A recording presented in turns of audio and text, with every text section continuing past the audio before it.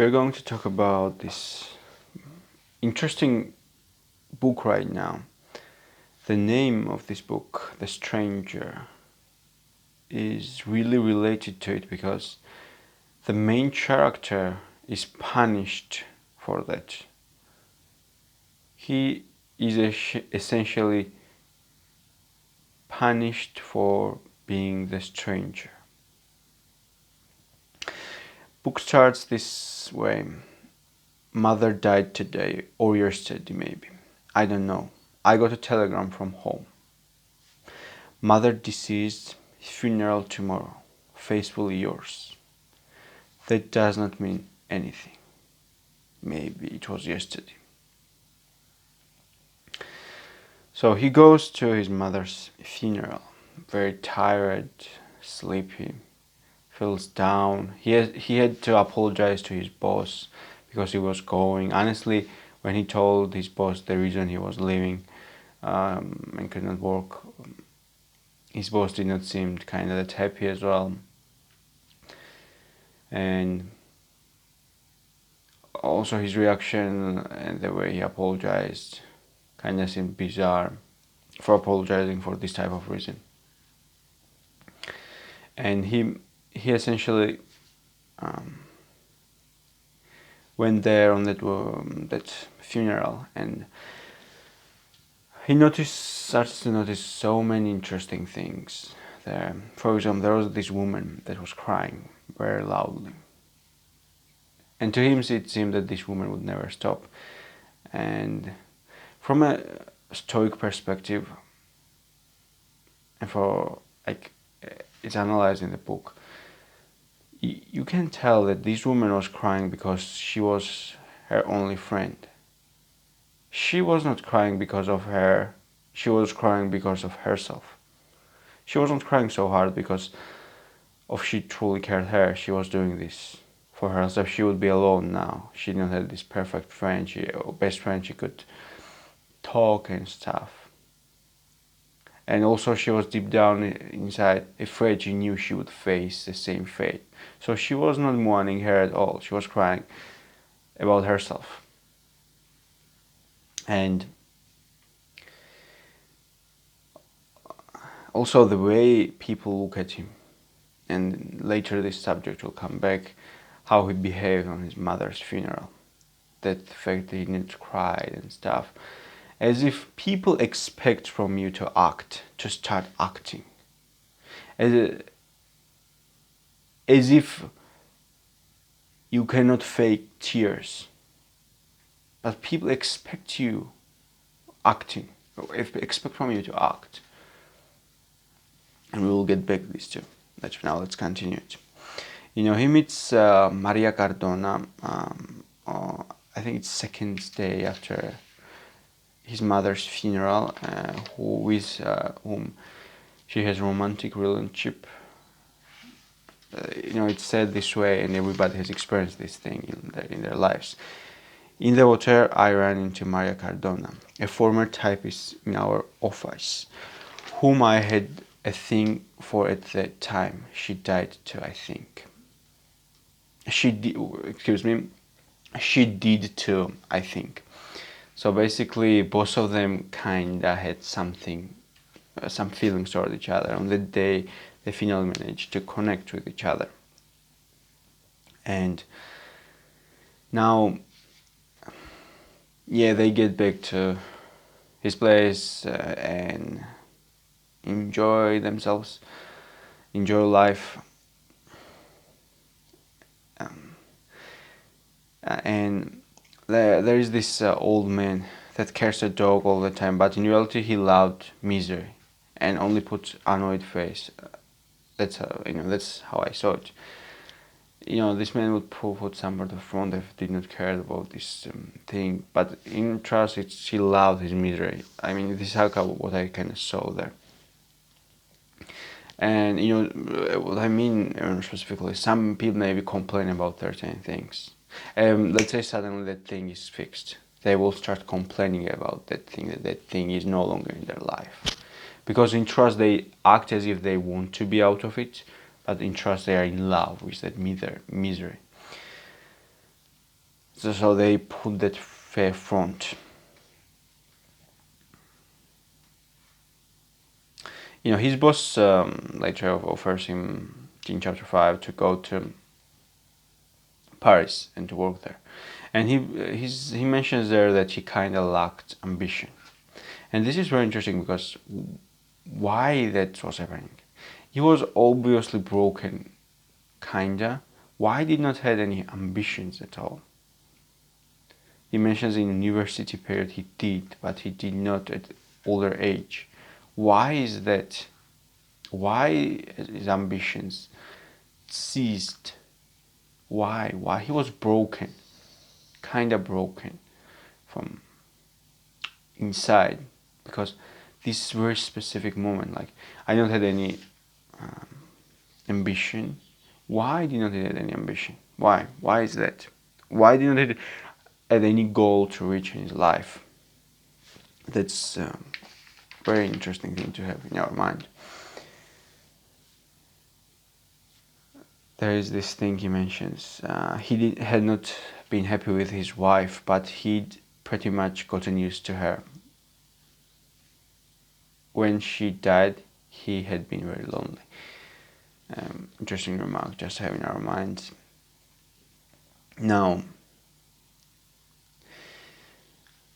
the incident happens in this chapter 6 when, basically there is this marriage proposal from Maria Cardona. She wants to marry him. She's kind of attracted toward him, and she thinks she's very peculiar, very, very different human being, and she kind of is truly attracted to her. And we can see that he also has some sort of feeling. It's not like she dislikes her.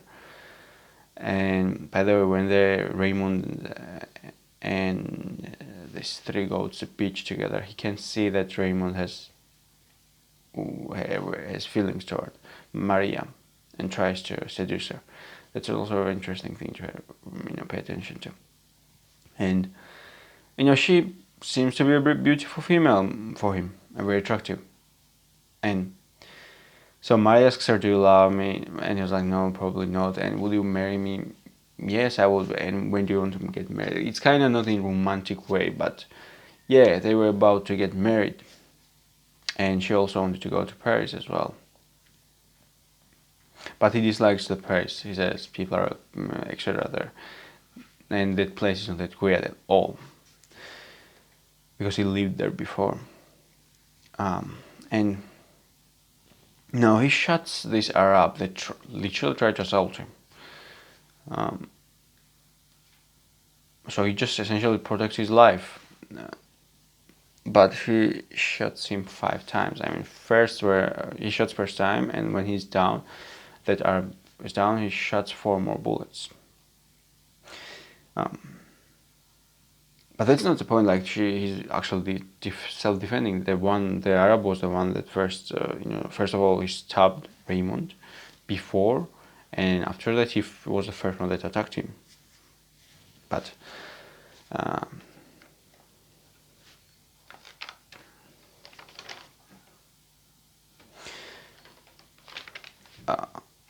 he's very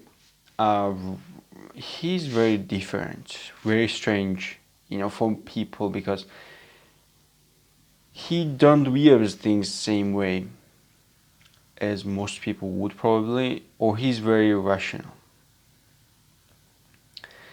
And now he's in this arrested essentially, and this mother's topic comes back again. And they ask him, "Do you love your mother?" "And I did probably love my mom," he answers. "But that didn't mean anything. At one time or another, all normal people have wished their loved ones were dead." And basically the judge moment is like the first time when they meet, like it's insane. This judge is a lunatic, complete lunatic. And I think this is the story in this book and this entire novel, especially the part 2 of this novel, is the base argument against, what kind of flaws the system has, because there are humans in it. and also why it's not, there can never be justice at the sense we want it to be. This man is completely lunatic, lunatically believes in God, lost his mind, behaves like crazy. He wants to get some sort of forgiveness or something from him, like feelings of whatever. There's like what you want. I don't believe in your God. He does not.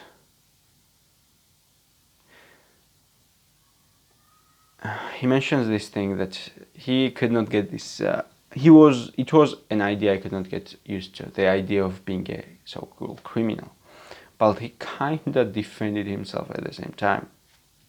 And also, turn of events go to bizarre way here. You could get used to anything, but and it's the best and very dangerous thing as well. It's good and very dangerous at the same time, because you have to be very aware what is normal for you, because maybe it's something very something that affects your life in a destructive way. What is that normal for you? You have to be aware of that. He mentions there that as well, being alone in cell, etc. He dug out of memory things that he thought he did not, he had overlooked before, or he thought he had completely forgotten. Now he's starting to find this something about Czechoslovakia, and I'm going to tell you this story he finds there. But basically, it's about Czech villager. Basically, this man leaves his home, his small village house, and ventures outside of the world and becomes very rich and successful. And when he becomes rich and successful later in his life, he decides to come back to his little village, and with his wife and children, I believe. And he goes first there without his wife and children, and wants to kind of play a role and surprise her mother. But he did not tell us. He stays there and shows. They have the hotel there. They're his mother. And his family essentially has this hotel there. His mother and his sister. And he stays in that hotel and shows off his wealth and riches, essentially. And what happens later, the fact that he shows his riches, but he did not reveal that, hey, I'm your son, then I became this rich. And in night, his mother and sister invade his place he was staying in, and kill him by smashing his head with something, and basically robbing him and throwing his dead body away.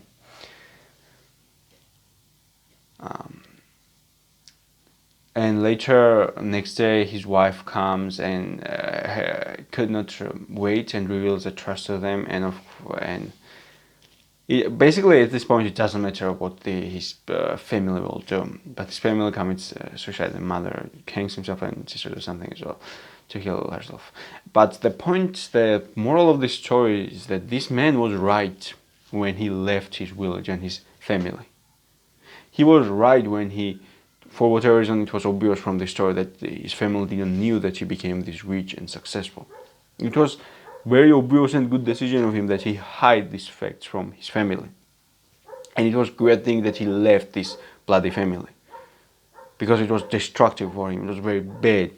It was toxic family. It was the family of criminals and very evil people. He was right, and he should have never come back there. He had nothing to do there. He should have stayed and kept his life, and keep living the way he lived. He should not have come back to his village, to his family, because they were never their family. You could see how they behaved. And it doesn't matter later what they did. I mean, if they were like, because it's irrelevant for uh, this man, because he's dead. It's irrelevant for him. It doesn't matter at all, because his game is end.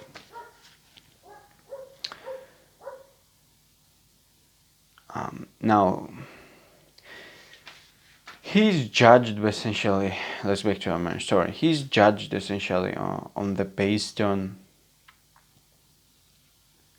He basically is arrested for killing an Arab for self-defense purposes, and he is essentially judged because he did not cry on his mother's funeral, because he did not loved his mother in his, like, even if he loved or did not love it, his mother, it's irrelevant. None of your business. It's none of your business if he loved his mother or not. The point is that he is innocent. He was protecting himself, and this is not a crime to not to love your mother. It's not a crime. Not everyone has so-called. Basically, that's completely another topic, but it's none of anyone's business. It's none of anyone's business if somebody stranger for you.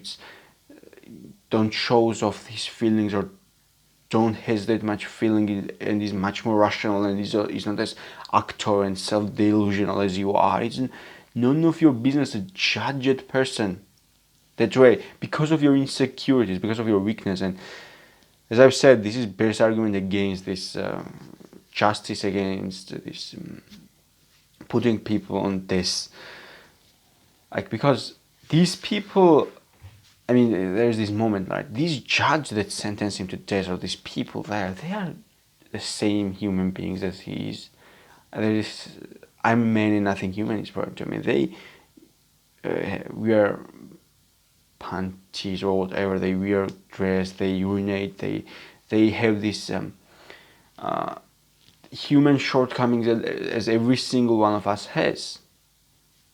And they just put this front of your honor because they demand respect from you, but as if that demand of the respect truly made something out of them. They're still as human as you are. They're not different from you. They just happen to be on another job, on different job, and all these things are your honor because they demand respect from you, right? And this person just die because you are a stranger. Die for that. Very thought-provoking, and even if any of you listen to this, it's highly recommended book, and suggest to read and reread this book. Like, very thought-provoking book, and many lessons in that, because it's such a real book. As first part, for example, really expresses many things we humans will never say in this way, or never put this way, but because we are actors, most of us, and some of us just want to be observers of this acting. I mean, he was type that did not care. Some are observers of this show, some just generally don't care. And he was just wanted to live his life, and here's this feeling in this, while he's judged by these people. For first time in years, I had stupid urge to cry because I could feel how much all these people hated me. And why these people hated him? They didn't knew him. And even if for no apparent reason, they wanted to watch a show there. That's all.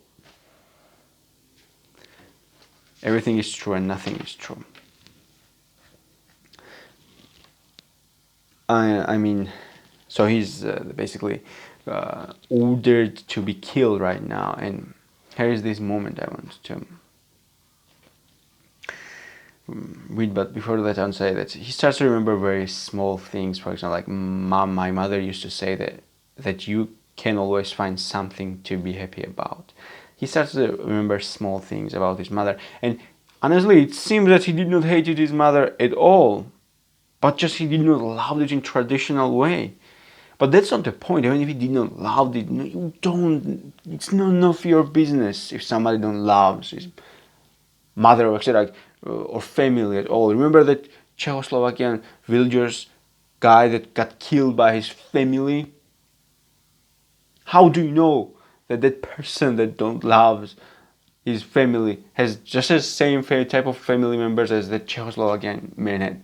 How do you know that?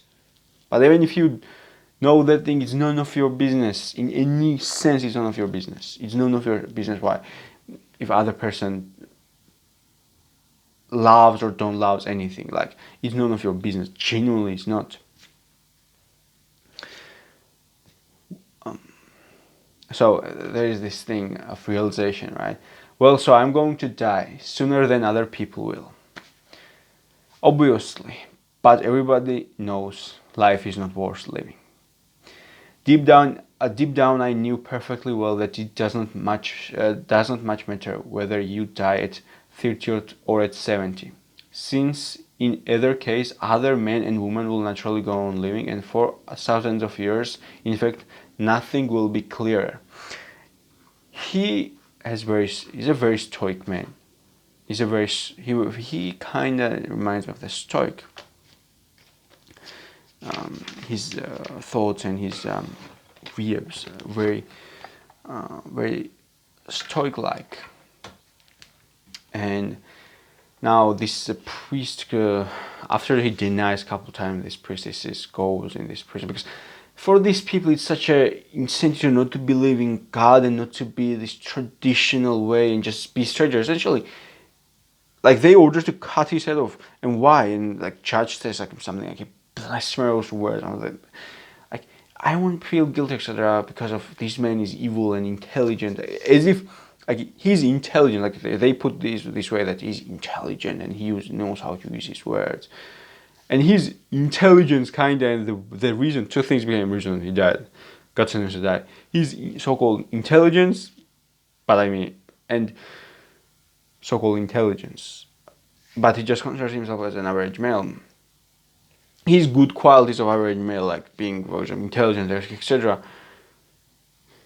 became now reason to be sentenced to death, essentially. Now, how these terms of events, like things that may be positive ones, can also be used in negative term, like as if he's some sort of a psychopath, or maybe he's not, but or some sort of dark triad, but he did not done anything in this case at all to be killed. And the fact just that he is strange, he lacks just emotions. That's all. That's all why he's punished. The fact that he did not cry on his mother's funeral, and the fact that he's intelligent, apparently, that's the reason why you should kill the man. Yeah. Go on, kill that type of man, and let's go back to cave, period, right? Like, it provokes you, like, very, very much is so provoking, and again, one of the best arguments against this justice system. It brings a lot of questions. Now, this man that's, he denied, he's a priest that has this self-delusional views, right? And goes to his prison cell because he denies it twice, and the third time he just goes in. And he just, like he calls him my son, which kind of provokes his emotions because he did not knew his father at all. Or this is the way I think, we don't know very well what happened to his father, I don't remember. But the point is that he basically, his emotions start to feel, he's taken over by a rage, and he says these words. I was pouring out on him everything that was in my heart. Cries of anger and cries of joy. He seemed so certain about everything, did not he? And yet none of his certainties was worth one hair of a woman's head. He was not even sure he was alive, because he was living like a dead man. Whereas it looked as if I was the one who'd come up empty-handed. But I was sure about me, about everything, surer than he could ever be, sure of my life and sure of the death I had waiting for me, sure of death that had waiting for me. Yes, that was all I had. But at least I had as much of a hold on it as it had on me. I had been right. I was still right. I was always right. I had lived my life one way and I could just as well have lived it another. I had done this and I had not done that. I had not done this thing but I had done another. And so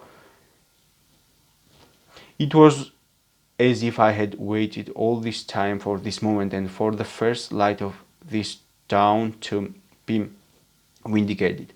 Nothing mattered, and I knew why. So did he.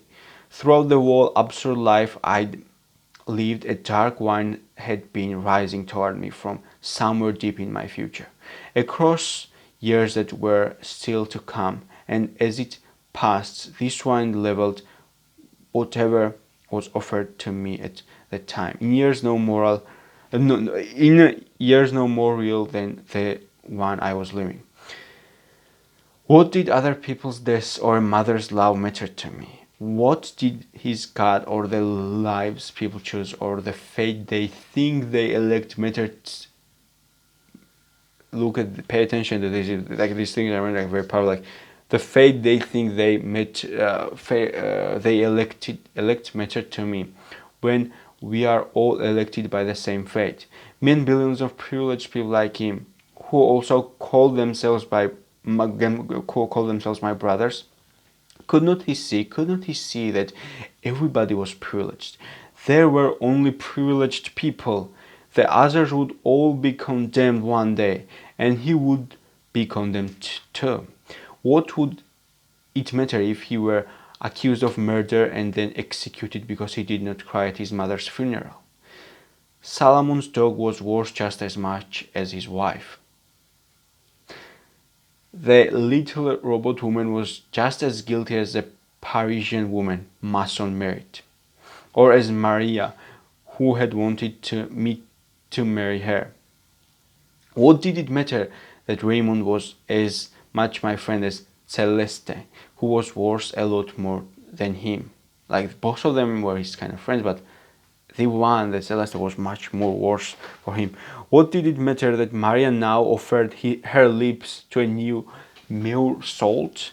Could not this condemned man see? And that from somewhere deep in my future. Beautiful virgin. What did it matter that Maria now offered her lips to a new man, essentially? Now, I want to also say about two words about Raymond. He was, this is why we have to pay attention who you associate yourself with. Like Raymond was thug and very stupid character. And because of this man's personality and lack of awareness and lack of things, like he finds himself in trouble he had nothing to do with. And this Raymond is like kind of like beats her wife because she cheated on her. Like, if your wife just cheated on her, just go on her ways. And he shames write letters if he wants her to come back and wants to spit on her face, etc., to show her less and stuff. Very stupid, arrogant, he should have never associated with this man, because associating with Raymond also became reason of his trial, because like entire thing this Arab thing was this Raymond's problem. He had nothing to do with this Arab guy. This was Raymond's problem, and it worked against him because he testified for Raymond that his wife truly cheated on him, but it was not checked by police. He mentioned this as well. Like Raymond got him in this nonsense trouble. Honestly, this is what happened. And he was very evil, and not probably evil, but very stupid guy, and very insecure and weak. Like he should have never associated himself with this type of scum type of people. He should have put his distance between these two. Just because he invited him on this place because he was lazy to make food on his own place, he went on him and found himself. Like also he this type of character, like people for whatever reason feel like most people cannot say no. This is the thing, he could not say, he was just like this, most people, he could not say no. He was broken inside, you know what I mentioned? And he just could not say no to people. He could not say, hey, none of my business, I don't care.